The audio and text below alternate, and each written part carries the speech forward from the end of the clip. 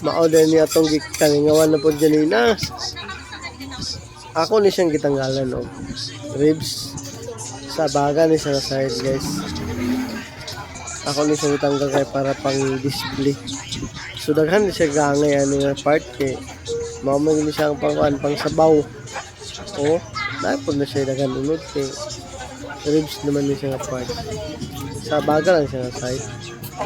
Kung man ako tanggalan na, kitang pangkuha po na ako ng mga fats during ang labit-labit kaya di man nato siya yung display. So ito ang gilain. Kung man na, ito na yung tanggalan ng paypay. Kung sa bagam niya side mo, kaya gitawag lang ang paypay.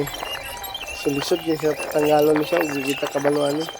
So sa adlaw-adlaw itong balik-balik ang trabaho, kabalo-kabalo na po tanggalan ng paypay. O, nara. Tanggal niya siya guys. Kung nangita ka karne, pang sugba, pang hugba, bisita lang sa Jap Meat Shop.